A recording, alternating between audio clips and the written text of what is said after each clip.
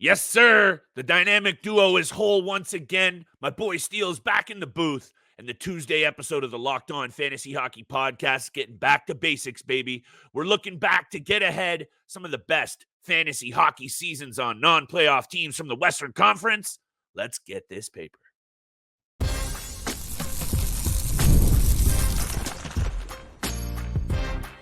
You're Locked On Fantasy Hockey, your daily podcast on fantasy hockey. Part of the Locked On Podcast Network, your team every day.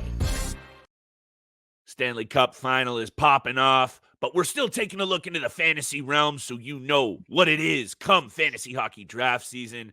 What is going on, everybody, and welcome back inside the lab to the Locked On Fantasy Hockey Podcast.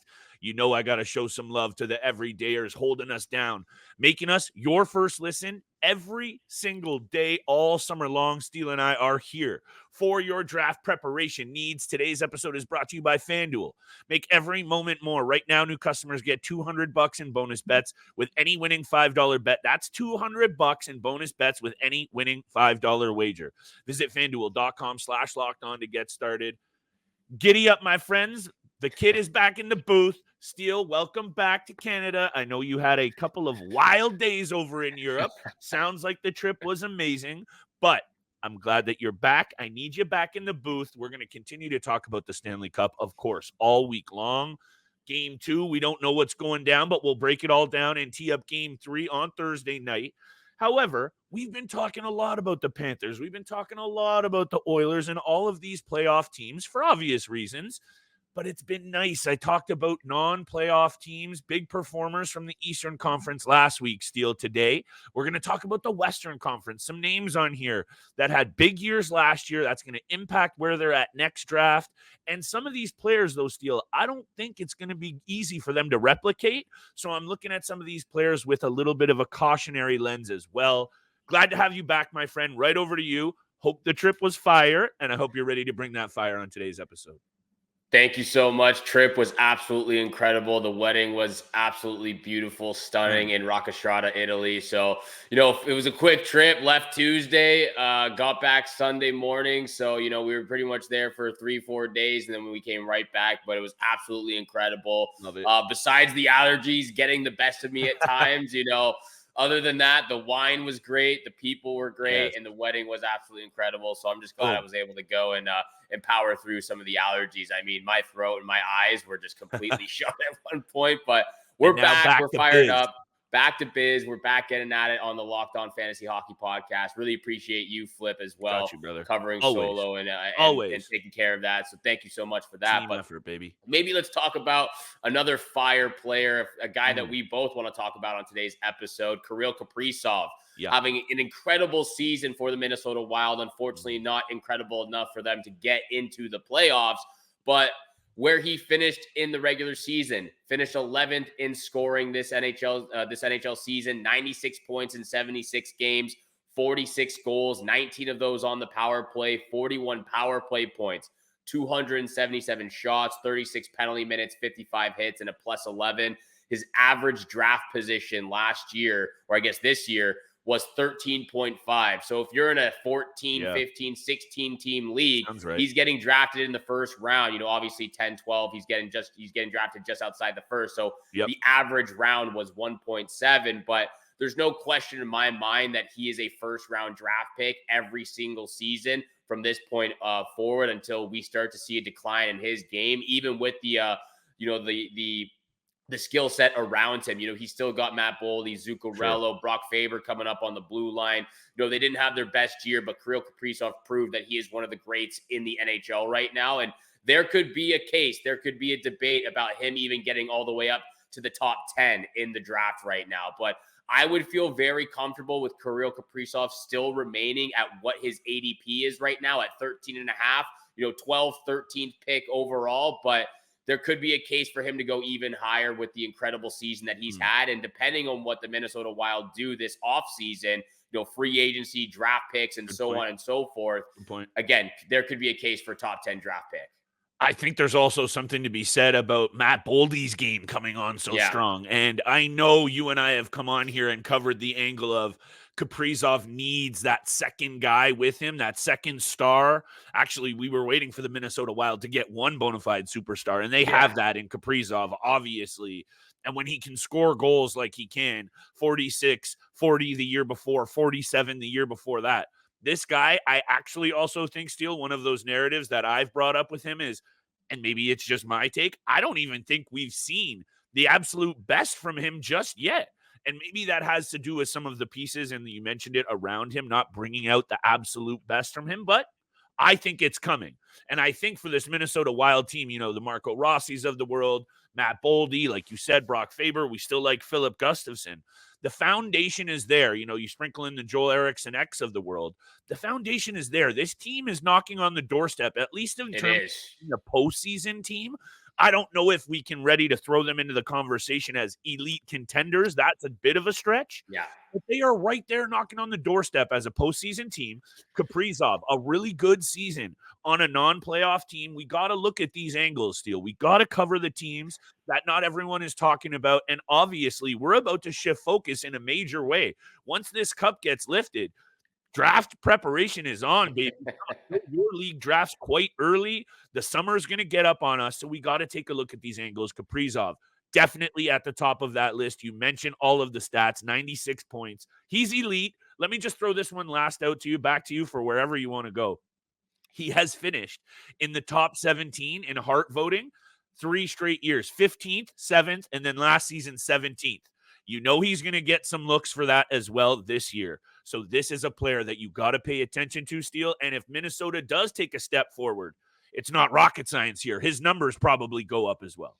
His numbers will go up too. And again, 96 points in 76 games. I know he only missed 6 games in this NHL season, but he's very close to 100 points. I mean, he's done it before, I believe. And just from when he came onto the scene, coming into the NHL, I believe at 24 years old, and the way 23 years old coming into the NHL, the way that the Minnesota Wild organization developed him, they didn't rush his game. They let him develop and grow and work on certain aspects of his game on a two-way forward that we can see, again, a plus 11 on again, we've mentioned it, an average Minnesota Wild team right now. It's very stellar stats. So, again, we're still expecting a little bit more from Matt Boldy moving forward. Joel Eriksson continues to do what he does best.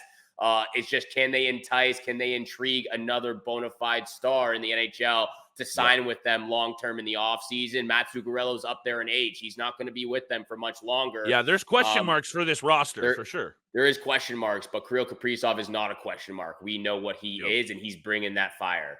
Billy G, we love him in the front office. Billy G. See what these teams do. And this is a bit of this holding pattern, right, Steele? Until the cup gets lifted, and then the couple of weeks here until free agency, July 1, then you and I are going to really sink our teeth into what's happening with these rosters, because then we can maybe start to predict a little bit more who's going to play where in terms of lines, deployment.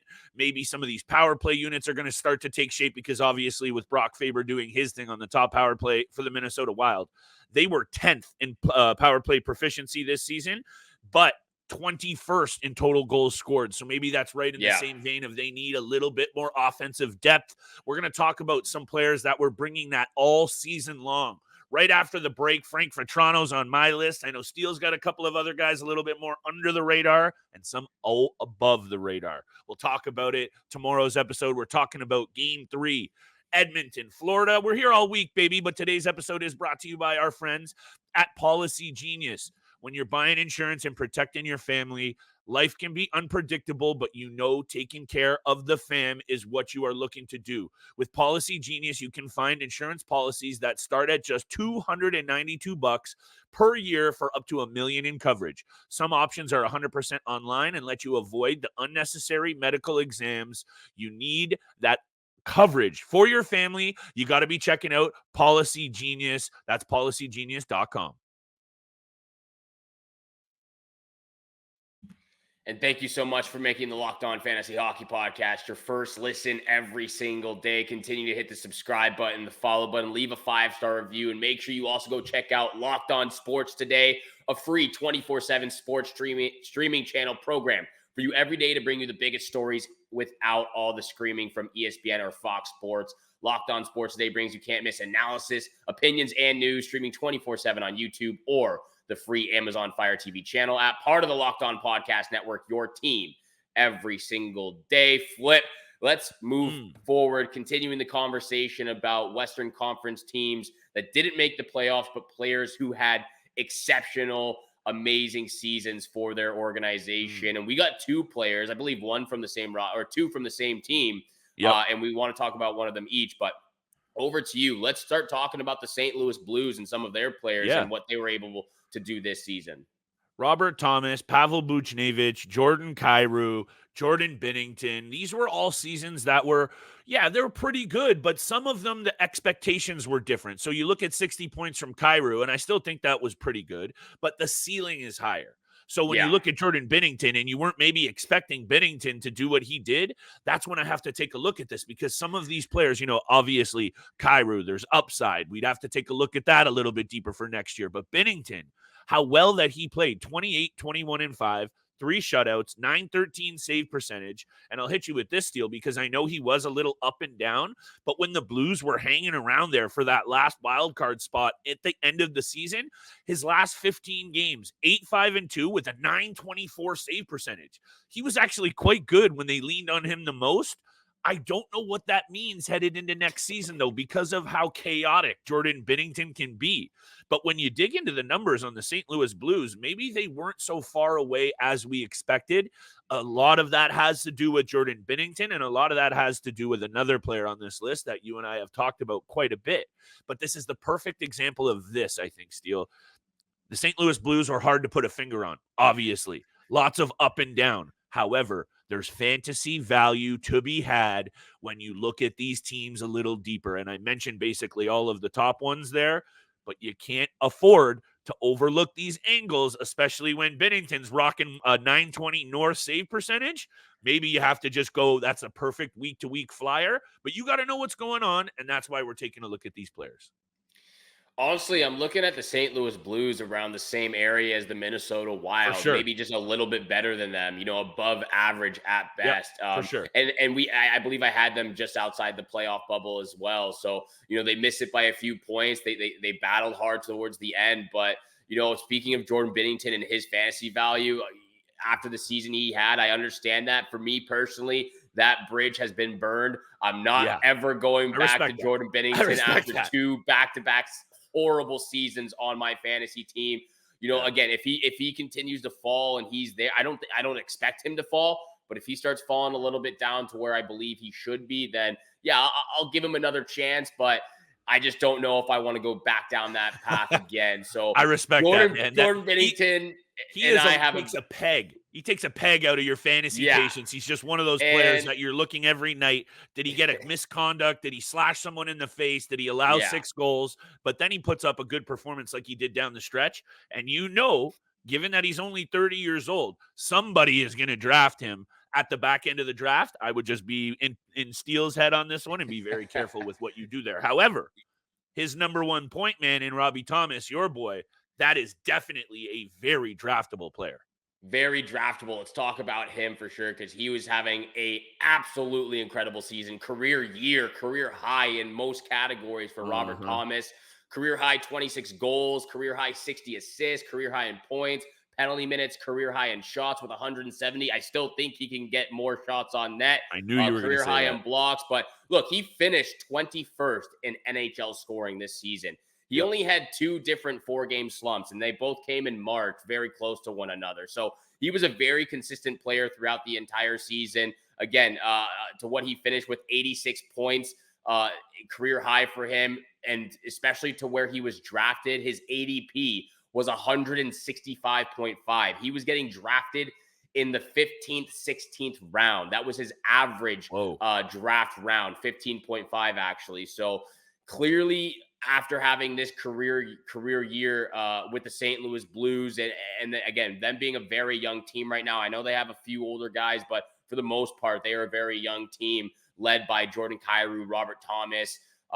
Jake Neighbors is in there as well. I know there's a few other guys, but Robert Thomas and Jordan Kyrou are the 2 superstars who got paid the bag. They have to continue this success every single season. And good season for Kyrou, but it was still a down year from what our expectations were. Robert Thomas pucked out. He balled out for the St. Louis Blues. 86 points, like I said. And, I could see him jump again. His ADP was 165, which is like 15th, 16th round. I could easily see him get up to the 5th or 6th round just based on what he performed, on how he performed this season. Also, 48 penalty minutes, lots to love about that. I would obviously, when I look at these numbers, Steele, and only 2 seasons ago, he shoots 115 shots on net and still scores 20 goals. And then last year, 106 shots on net, 18 goals and 65 points. I don't know how the rest of this game should unfold when he's not even getting that many shots on net, but is still creating chances. That tells me a lot about how good he actually is. And I think you have said this at length with him as more confidence comes. Look, he's 24 years old. He is in his prime now. And that's one of those other angles that you can't afford to miss out on is age, contract situation. Travis Konechny's going into a contract year. I don't even think he's in his prime. I think he's yet to reach his prime. He's 24 years old. Prime for me is when he gets to 26, 27 and he's right there. I think that's his prime. Yeah, that's fair. I guess just this day and age in the NHL, it's a little bit of a younger man's game, so I'm going to take the number down a bit. However, we can nitpick on that. The fact remains is some of those angles you have to play in, like I was just alluding to with Konechny, a guy who's been kind of steadily building, and now he's in line for his big payday year. I'm double circling names like Travis Konechny, who are yet to have their big payday. I just gave one away for next season, Steele. However, we're going to keep bringing that fantasy fire. I'm with you on Robert Thomas, 86 points, 60 assists. I think he can definitely get that goal number up, and then he is knocking on the door of triple digits in points, and you got to pay attention to that because there's not a whole bunch of guys out there that can bring that, and he definitely is approaching it. Let's approach this break. Let's come back. A couple more players to talk about, and we hope to see you the rest of the week. We're talking Stanley Cup and a whole bunch of other breakdowns for the fantasy game. All breakdowns all summer long. Don't want to miss it on the Locked On Fantasy Hockey podcast. But before we continue this episode is also brought to you by FanDuel. Summertime means baseball, NBA finals, NHL finals, and so much more. And you can bet on it all on FanDuel. Right now, new customers get $200 in bonus bets with any winning $5 bet. That's $200 you can use to bet everything from the finals MVP to who's going to hit one out of this park. Visit FanDuel.com/lockedon and add a big win to your summer bucket list. FanDuel, America's #1 sportsbook. And thank you so much for making the Locked On Fantasy Hockey podcast your first listen every single day. Continue to hit the subscribe, the follow button, leave a 5-star review. We appreciate all that love and support you show us Monday through Friday. Flip, I got one more forward. I got one goalie on the list. Who are you looking at, though? I want to know who your next player is. Let me spit this one out pretty quick because this is one of the situations that you have to be very wary of even drafting this player. And Frank Vatrano, in my opinion, because coming into this season, he wasn't a draftable player, topping out at 41 points a season before on a bad Anaheim team.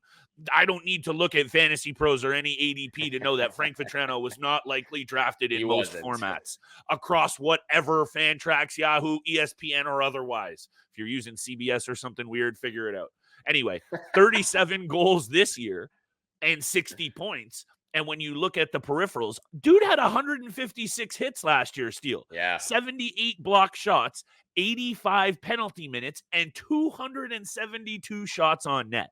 So in terms of good fantasy seasons on bad or non-playoff teams, he for sure fits this bill. However, the Anaheim Ducks are still at the bottom of most metrics in the NHL. They are still very much a team rebuilding. Yeah, we like Mason McTavish. Yeah, we like Olin Zellweger. We like some of these young pieces coming up. They're not going to be bad for very long. They will still be bad next season. Lucas Dostal is out to dry in there. I do think he's going to be the #1 guy. Looks like John Gibson's on his way out. Your boy was right about that one. However, 37 goals for Frank Vatrano when he previously topped out at 24 is one of those situations, Steele, that for me anyway, I am going to be extremely wary about thinking about adding this guy to my team. And if I do, I'm looking at him as literally my last forward, or maybe I look at him in the first week or two to see how he's doing and then pounce on him and add him on a week-to-week basis. But to me, replicating that beast mode of a season, which does deserve some love, is going to be extremely hard for him to replicate. It is going to be extremely hard to replicate. And for me personally, I think if we're taking Frank Vatrano, 15th or higher, 15th round or higher, that's too early of a pick in my opinion. Yeah, So I think he's perfect as like your last guy because he did have such a last good year. like you said, last forward or last guy. But I just like you said, it's going to be very hard to replicate a 60-point season and career highs in those categories. So I'm with you on that. Speaking of good players, bad teams, though, let's go over to Connor Bedard, the Calder Trophy winner. Connor Bedard, ADP 22.4, which is averaging round 2.5. So he was pretty much getting taken second or third round in most fantasy leagues there. He played 14 games less than the rest of all the other rookies pretty much, and still had 14 points more than the two next best players who've played a full 82 games. By the way, Luke Hughes, Brock Faber coming up with 47 points on their respective teams. We probably should maybe talk about them in a couple of episodes from now because they were absolutely incredible for them.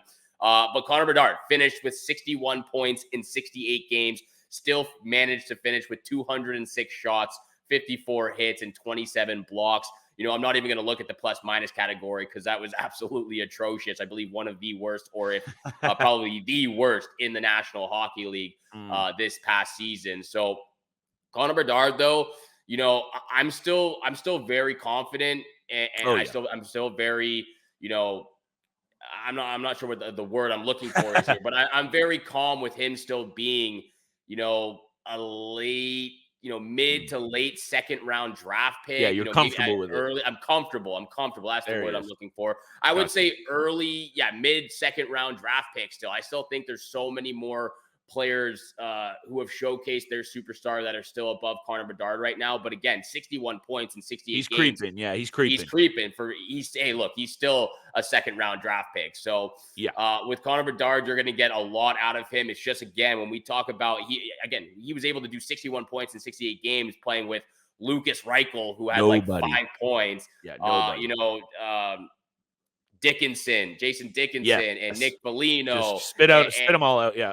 I can't even think of names right now. Seth Jones. You don't need to because the fact remains it was Nick Foligno, Philip Kurashev, those kinds of guys. However, Steele, Connor Bedard is for sure right in there in the second round. And that elite level talent that he is going to bring.